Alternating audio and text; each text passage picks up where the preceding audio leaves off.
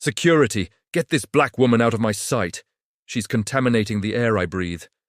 Sloane Whitfield, the billionaire's mistress, didn't even look at Briana when she said it. She just snapped her fingers like summoning a servant to take out trash. Briana Underwood Montgomery stood frozen, 7 months pregnant, wearing a $15,000 gown at a charity gala hosted under her own husband's name. Sloane, please. I'm Richard's wife. I organized this. The mistress laughed. Honey, you're not a wife. You're a diversity project that expired. The words landed like glass in Briana's chest. For a brief, surreal second, the Monarch Ballroom continued as if nothing had happened. Crystal chandeliers glowed. A string quartet played softly. Champagne flutes clinked. 200 of Manhattan's wealthiest elite watched and said nothing. Briana felt her baby shift inside her, a gentle reminder that she wasn't imagining this moment. This wasn't a nightmare. This was real. She slowly turned her head, searching for one face, one voice, one person who could stop this. Richard Montgomery III stood near the stage, immaculate in his tailored tuxedo, billionaire heir, beloved philanthropist, her husband of 3 years. Their eyes met. He didn't move. Not a step. Not a word. Not even a raised hand. That silence cut deeper than Sloane's insult. Briana swallowed hard, forcing her voice to stay steady. Richard, please. I don't feel well.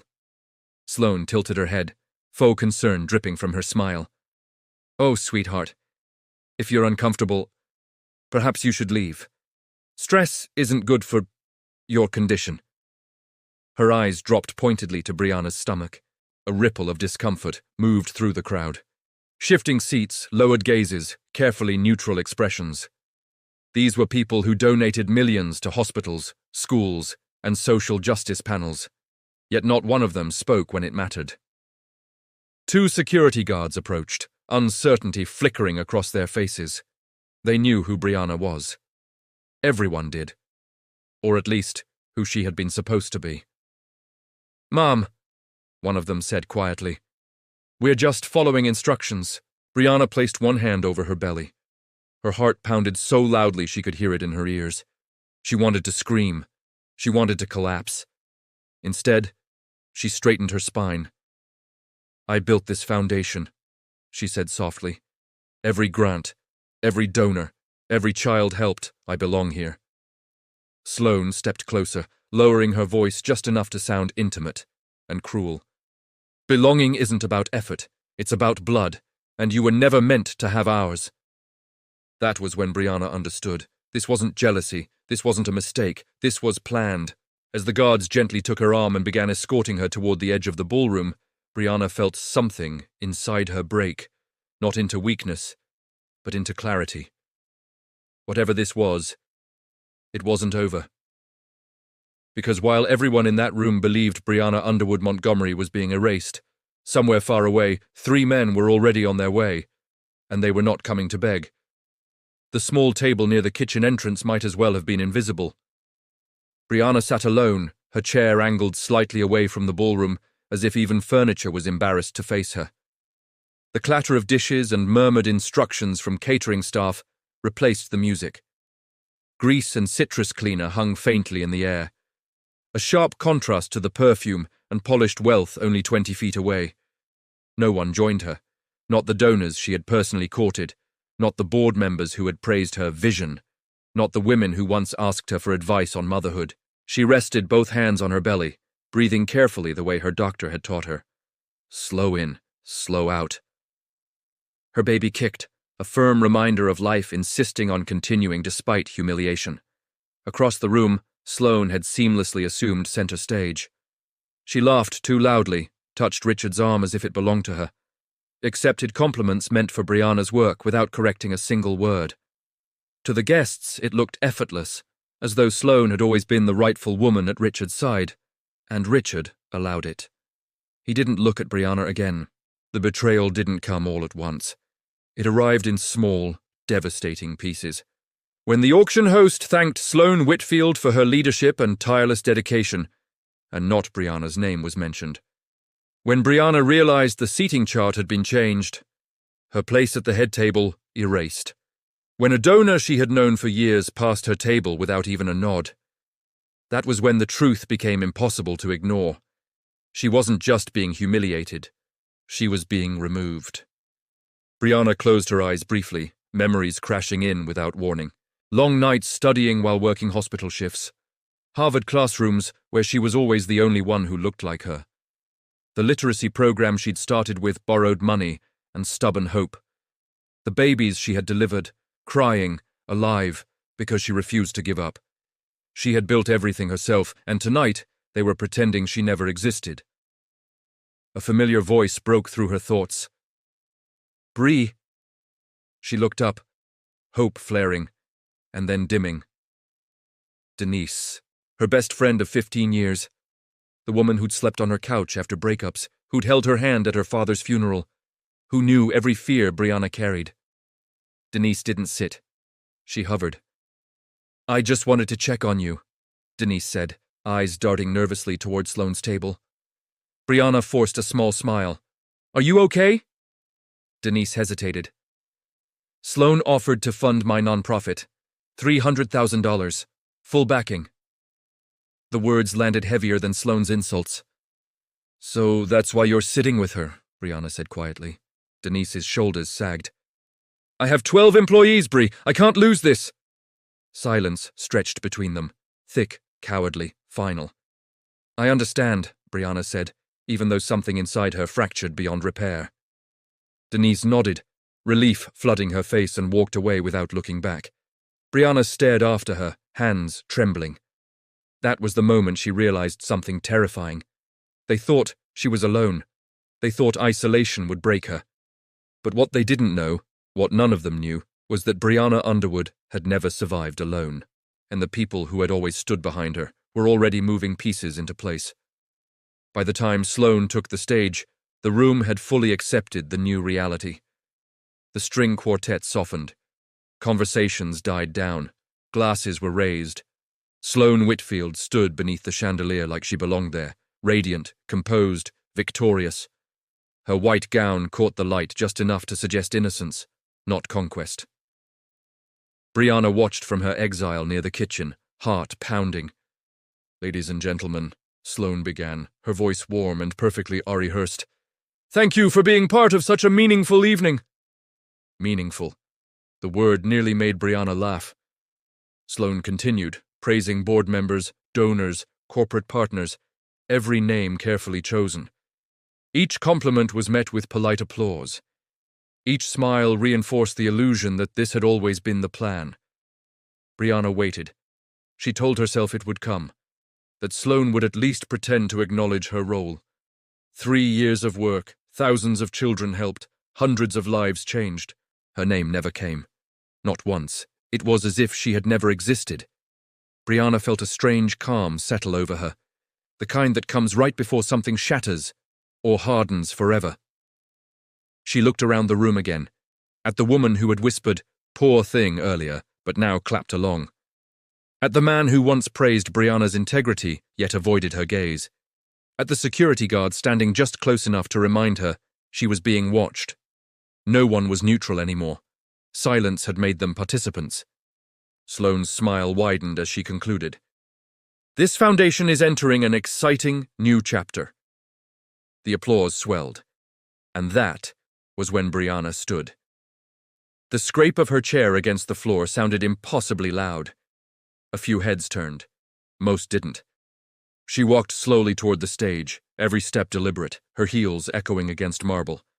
She wasn't angry anymore. She was done being erased.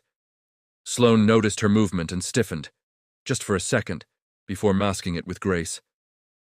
"Security," she said lightly into the microphone. "We seem to have a disruption." The guards hesitated. Briana reached the edge of the stage and looked directly at Richard. "Please," she said, her voice barely above a whisper. "I'm asking you as your wife." For the first time all night, Richard spoke. "Let's not make a scene," he said flatly. "You're emotional. We'll talk later." Later, the word echoed like a verdict. Sloane stepped down from the stage, her voice low and venomous. "You think marrying money made you equal. You're tolerated. Nothing more." She leaned closer. and tolerance expires. Before Briana could respond, it happened. A shove. Hard. Intentional. Briana lost her balance, her heel catching on the hem of her gown. She stumbled backward, and then Sloane's stiletto connected with her stomach. The world froze. A gasp rippled through the room, followed by absolute, suffocating silence. Briana hit the marble floor, pain radiating through her body as her hands instinctively shielded her belly. Phones were raised. Faces stared. No one moved. Her baby kicked. Alive. A waiter dropped a tray, glass shattered. That was the only sound. Richard finally stepped forward. "Just go home," he said coldly. "We'll deal with this later." That was when Briana understood something irreversible. She had never been protected here, and the people who thought they had destroyed her had just made the biggest mistake of their lives, because this moment, captured, recorded, witnessed, was the spark, and the fire was already on its way. The auction began at exactly 9:03 p.m. Lights dimmed, conversations hushed. A polished host stepped onto the stage, microphone gleaming beneath the chandeliers. Briana barely heard the opening remarks. Her pulse thundered in her ears, each beat synchronized with the slow, deliberate kicking inside her belly. She kept her eyes on Richard. He sat at the head table beside Sloane, posture relaxed, expression carefully neutral, the face of a man trained from birth to survive scandals by pretending they weren't happening. Sloane leaned close, whispering something that made him chuckle softly. That sound hurt more than the insults. "Tonight," the host announced, "we celebrate progress, education, opportunity." Briana almost laughed. When Sloane was invited on stage, the applause came easily.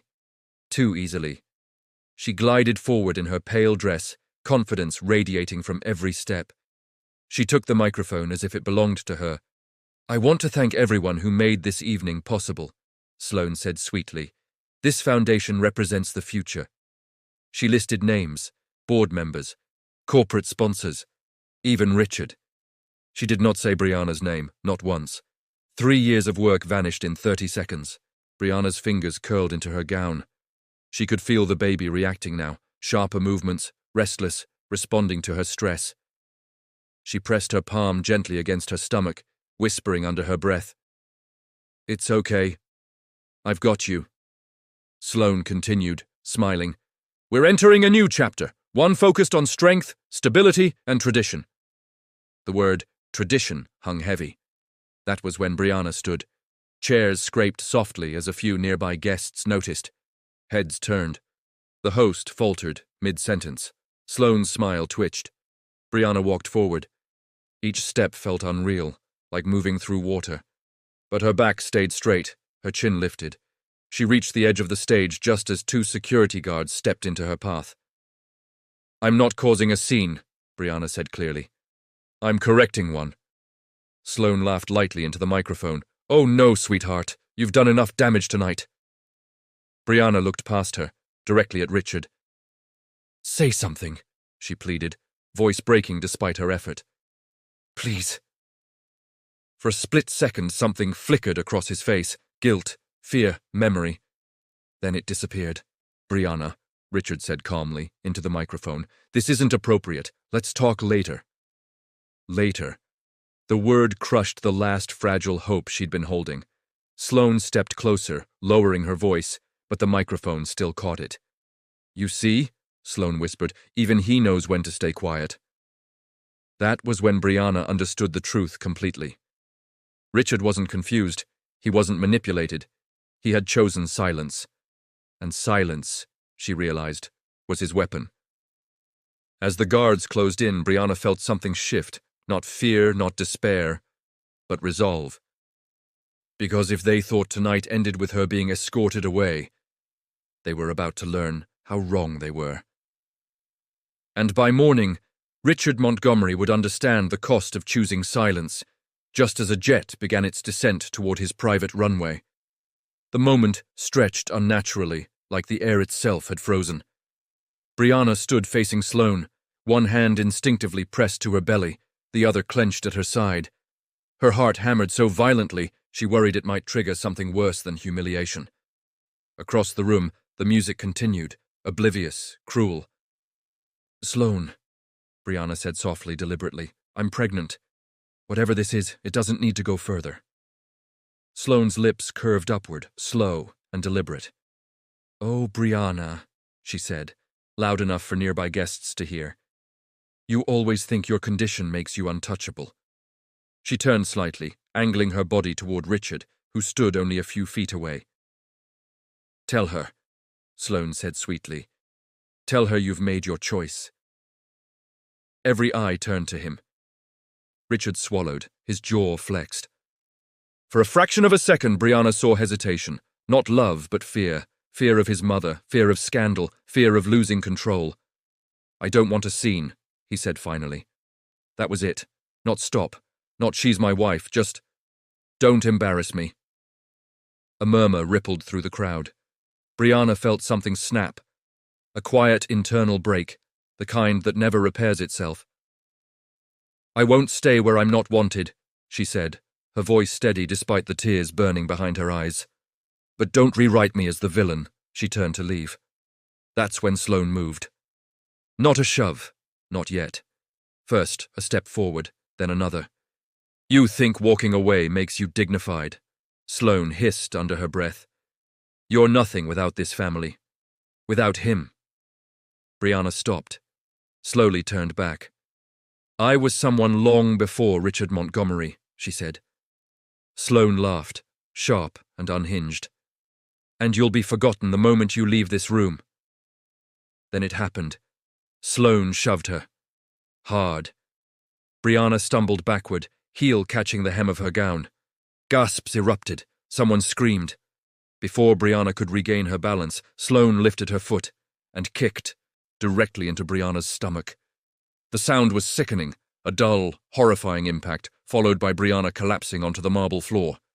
Time shattered.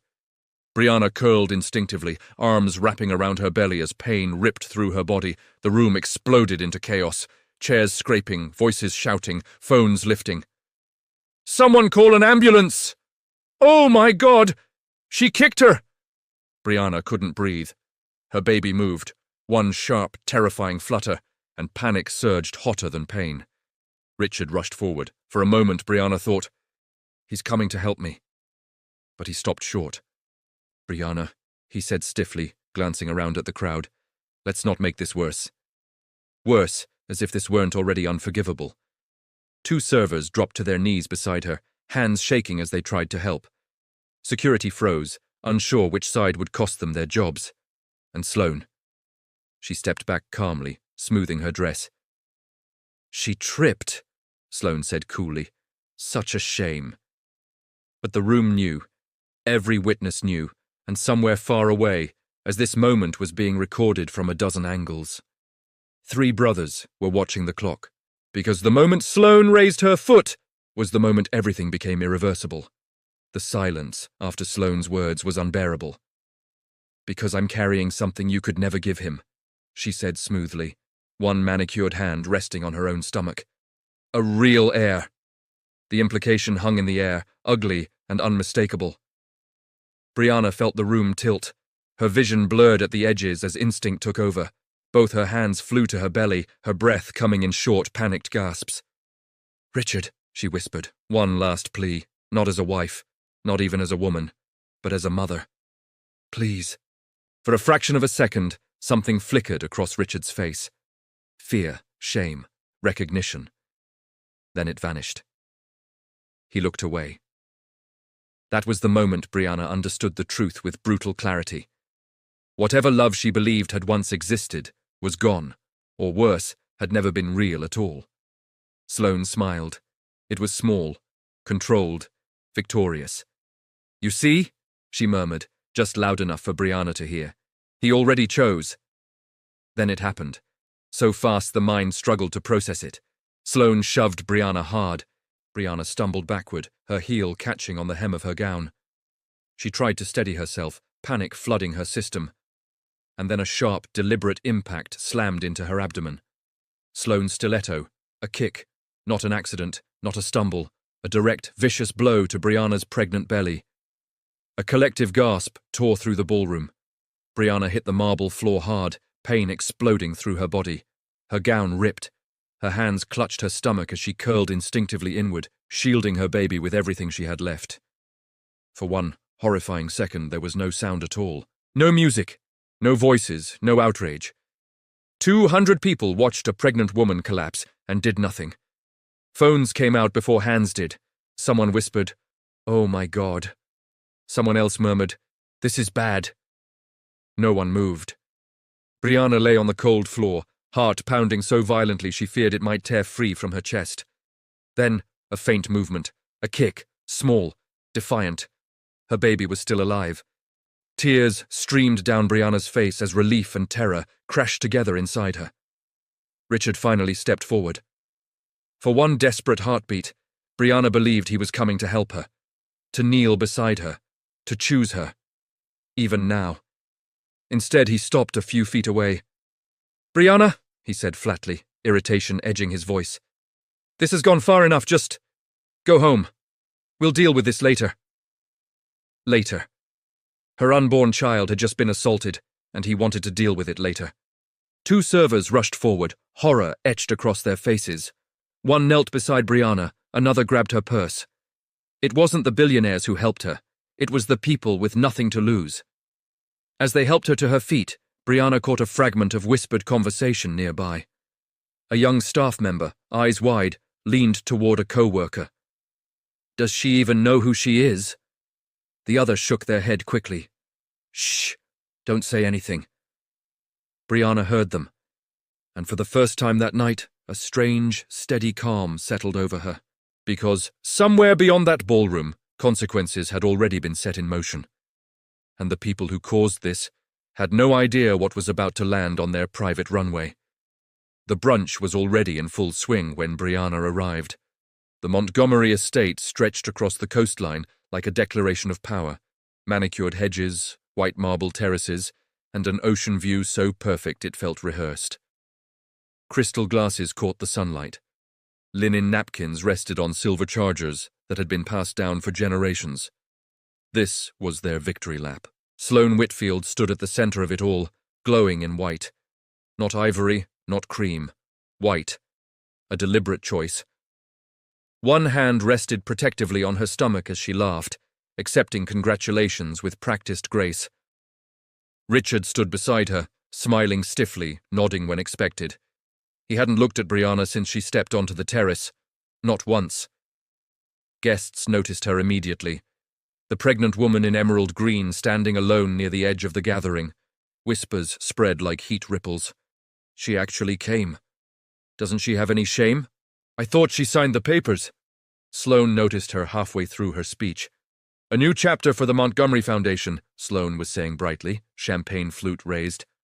One built on clarity, strength, and the courage to move forward. Her eyes locked on Briana.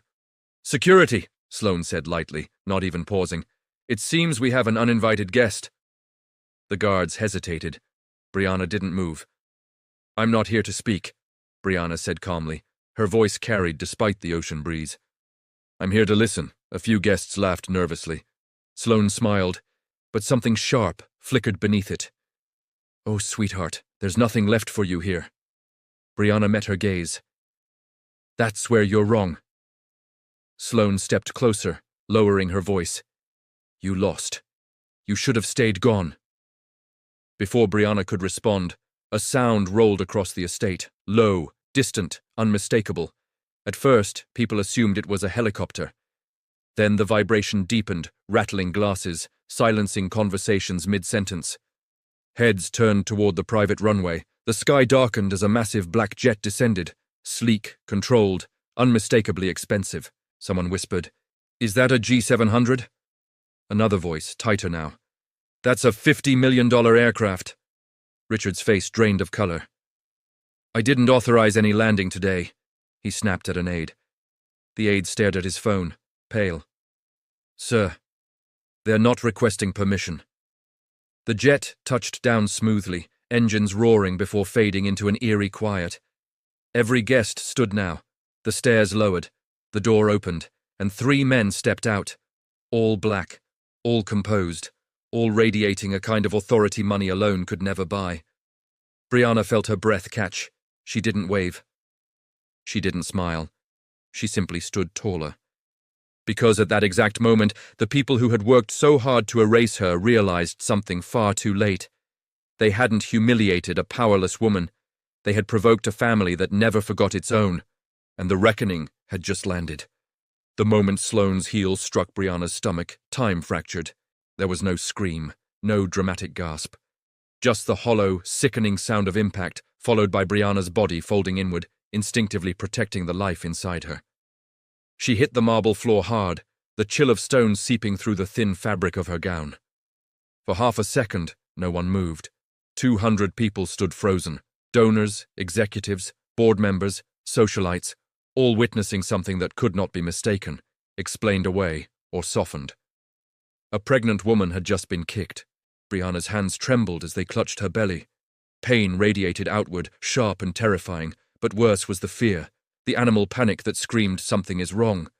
Her breath came out in short, uneven gasps. "My baby," she whispered. "Please, my baby." A waiter near the back dropped a tray. Glass shattered. The sound echoed through the ballroom like a gunshot.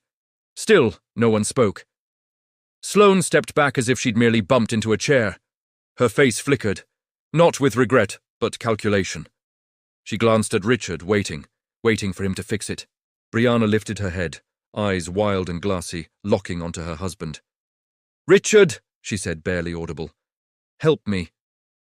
He stood there, the billionaire heir, the man who owned hospitals, the man whose name sat above the doors of charities and foundations, the man who had once sworn to protect her. He didn't kneel, he didn't shout, he didn't call for help. He adjusted his cuff. "Let's not make this worse than it already is," Richard said finally, his voice disturbingly calm. "Briana, please go home. We'll talk later." Later. Those two words crushed what little hope remained. 2 catering staff rushed forward, not executives, not donors, not friends, just workers who couldn't stomach the silence any longer. One helped Briana sit up, another fetched water with shaking hands. Security hovered, unsure who they were meant to protect now. Sloane scoffed.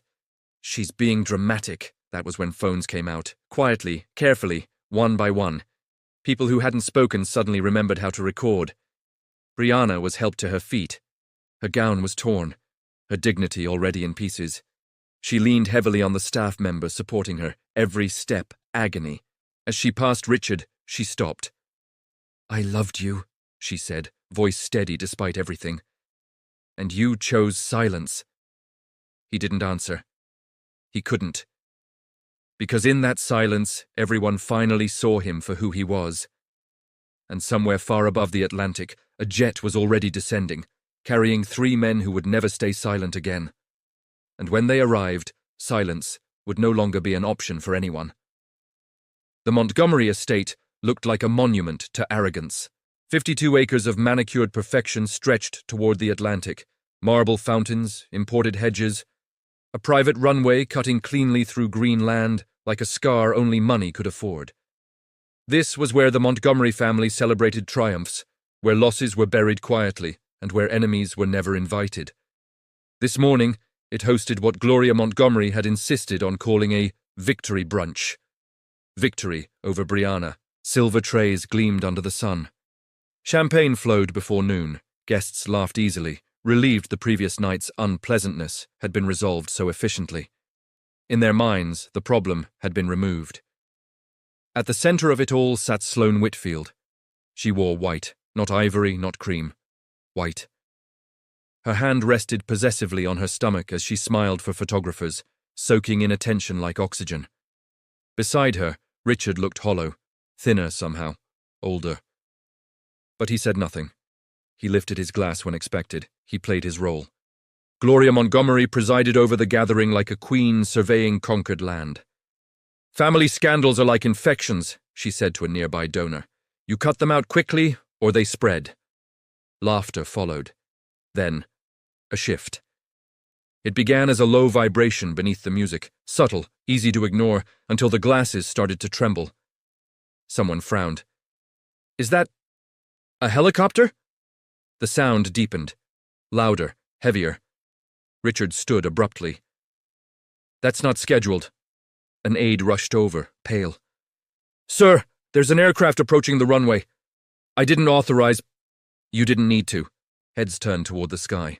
A black Gulf Stream descended smoothly, sun glinting off its fuselage. No logos, no announcements, just power, quiet, absolute. The jet touched down. Silence swept the terrace. The door opened. 3 men stepped out. Tailored suits, unhurried strides, faces carved from discipline and memory. Malcolm Underwood, Desmond Underwood, Isaac Underwood, Briana's brothers.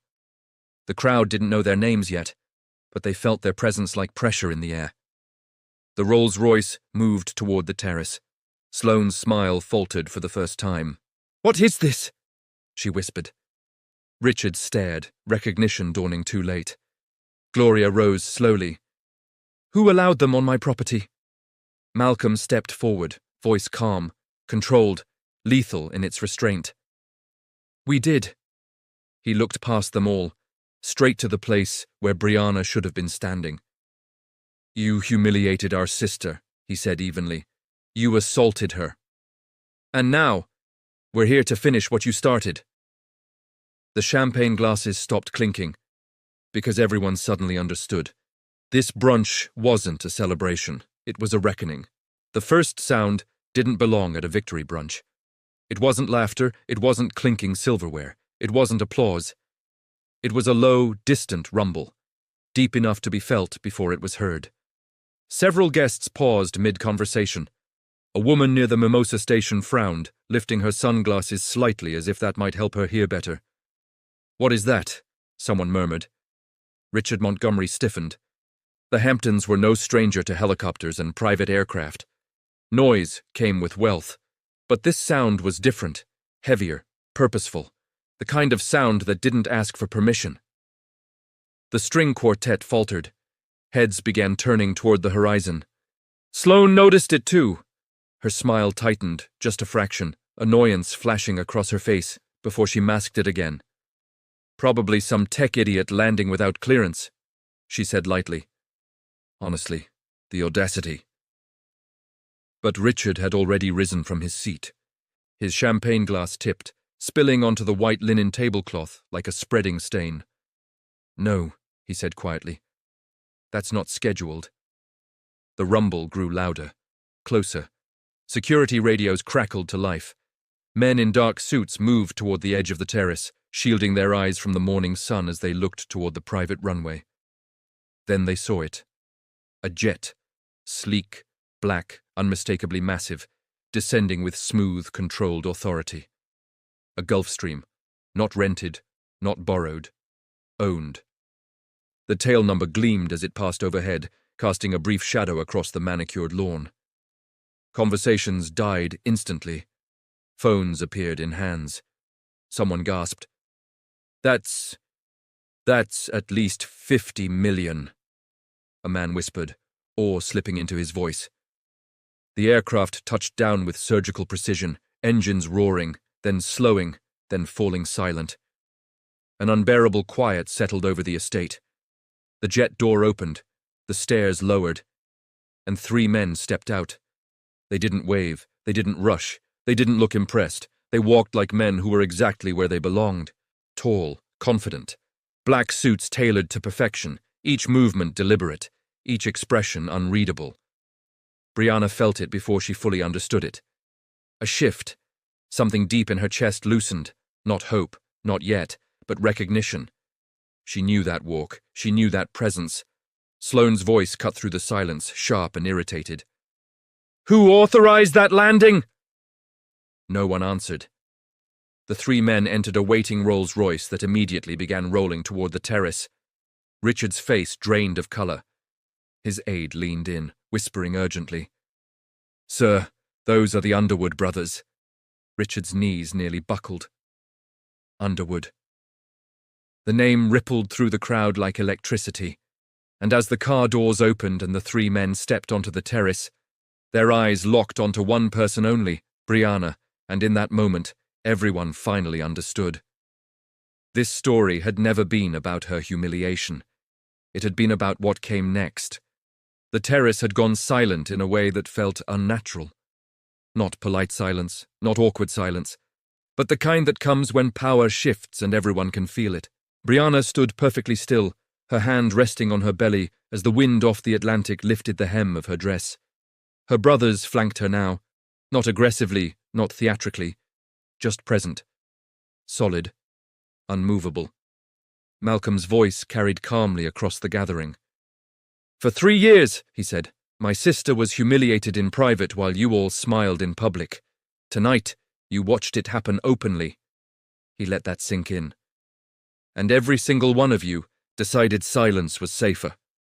Eyes dropped, champagne flutes trembled, someone coughed. Richard finally found his voice. "This is being blown out of proportion." Isaac turned to him slowly. "Your mistress assaulted a pregnant woman, in public, on video. That's not proportion, that's evidence." As if summoned by the word, phones began vibrating across the crowd. News alerts, messages, emails from legal teams. Desmond glanced at his screen and nodded once. "Media picked it up faster than expected. The footage is already live." Sloane's face drained of color. "What footage?" she snapped. Isaac didn't answer her. He addressed the guests instead. 200 people recorded what happened inside that ballroom, he said. Every angle, every second, including the kick. A low murmur spread like a crack through glass. Sloane stepped back instinctively, straight into Richard. "Do something!" she hissed. "You said you'd handle this!" Richard looked at her the way a man looks at a collapsing bridge he already crossed. Security arrived then, not the private kind. Uniformed, official. "Ms. Whitfield," an officer said, calm but firm. "You are being detained pending investigation for assault." "This is ridiculous," Sloane shouted. "She provoked me." Briana finally spoke. Her voice was quiet, controlled, devastating. "I begged for help," she said. "You kicked me anyway." Nothing else needed to be said. As Sloane was escorted away, she twisted toward Richard one last time. "You chose me!" He didn't answer, because he couldn't, because everyone now knew the truth. Richard Montgomery, billionaire, philanthropist, golden heir, had watched his pregnant wife be assaulted and chose silence. And silence, once exposed, is louder than any scream. Briana turned away from him. She didn't need answers anymore. Because the world was about to deliver consequences he could never outrun. And what would happen next wouldn't just destroy reputations. It would dismantle an entire legacy. The morning sunlight filtered through the hospital blinds in thin, pale strips. Briana lay awake, one hand resting over her belly, the other curled tightly around a paper cup of untouched water. The room was quiet except for the soft, steady beep of a monitor. The sound that mattered most, her baby's heartbeat, strong, steady, alive. The doctor had been clear. Stress had pushed her close to the edge, but the baby was safe. Safe, despite the shove, despite the kick, despite the silence of a room full of powerful people who had chosen comfort over conscience. A knock came at the door. This time, Briana didn't flinch. 3 men stepped inside. They didn't wear arrogance. They didn't need to announce themselves. Malcolm Underwood entered first, tall, calm, eyes sharp with protective fury barely restrained. Desmond followed, jaw tight, scanning the room like a strategist. Isaac came last, briefcase in hand, expression unreadable but resolute. Her brothers. Briana exhaled for the first time since the gala. Malcolm crossed the room in 3 strides and knelt beside her bed. "We're here," he said simply. That was all it took. The dam broke, not in sobs, but in quiet tears sliding down her temples as she nodded. "They tried to erase me." Desmond's voice was low, dangerous. "They failed." What followed didn't look like revenge. It looked like accountability. Within hours, attorneys arrived. Statements were recorded. Video evidence was secured. Every angle, every witness, every frozen face. By noon, the story broke. Not as gossip. Not as whispers, but as truth. Billionaire gala turns violent. Pregnant wife assaulted as guests. Watch in silence. Sponsors pulled out. Board members resigned. The foundation froze, all leadership changes pending investigation. By nightfall, Sloane Whitfield's name was no longer spoken with admiration, only disbelief. Richard Montgomery locked himself in his estate, phones unanswered, reputation in freefall. His silence, once his shield, now condemned him. And Briana? She didn't issue a statement. She didn't plead her case. She simply stood. Weeks later, she returned home, not to the mansion, but to a modest house filled with sunlight, safety, and family. Her brothers took turns checking on her, cooking meals, arguing over baby names like they always had. When her daughter arrived, crying strong and furious at the world, Briana smiled through tears. "This," she whispered, "is something no one can take from us." Months later, she reopened her literacy program. Independent, protected, untouchable. Women wrote to her from across the country. Some had been silent for decades. "I saw myself in you. You gave me courage. Thank you for standing."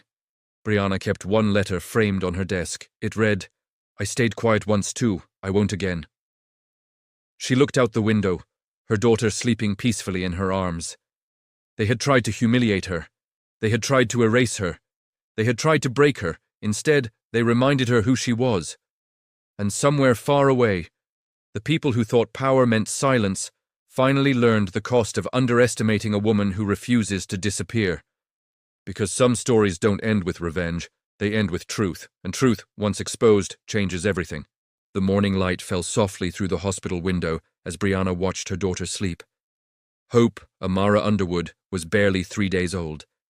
7 pounds of quiet strength.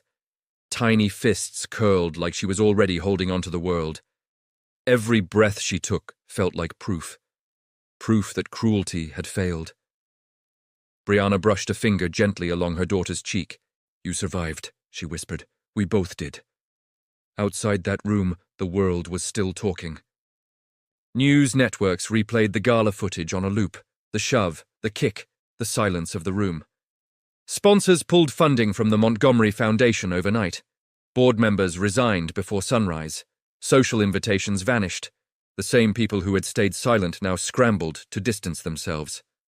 Richard Montgomery's name became synonymous with cowardice. He sent messages Briana never opened. Apologies she never read. Explanations that no longer mattered.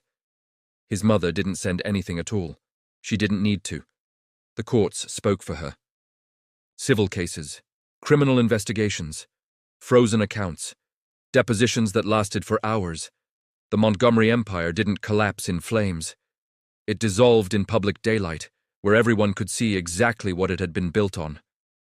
And Sloane Whitfield? She pleaded guilty. No cameras, no speeches, no allies left, just a courtroom, a judge, and consequences she could not smile her way out of. Months later, Briana stood outside a renovated brick building in Newark, holding Hope against her shoulder. A simple sign hung above the door. The Hope. Amara Women's Center inside were exam rooms, counselors, literacy classes, job training programs. A place where women didn't have to beg to be believed. Her brothers stood behind her, not as saviors, not as heroes, just family. "You didn't need us," Malcolm said quietly. Briana smiled. "No, but I needed to remember who I was." Hope stirred, eyes fluttering open. Briana looked down at her daughter and felt something deeper than victory. Peace. She had lost a marriage built on lies, but she had gained a life built on truth. And somewhere, in quiet living rooms and late-night bedrooms, people who watched her story would remember one thing. Silence protects the powerful. Speaking up protects the innocent.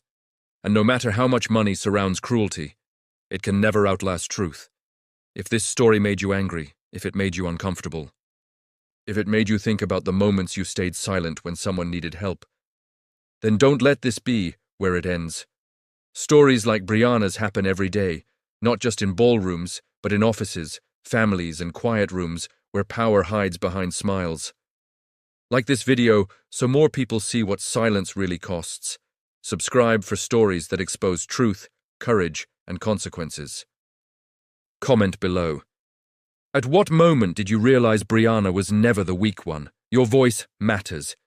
And sometimes, Choosing not to look away is the most powerful act of all. She thought opening her door to a desperate stranger was an act of kindness. She didn't know the man she sheltered had the power to change her life forever. Next story. Poor black woman shelters a stranger and his sick daughter. Not knowing he is a billionaire, click here to watch.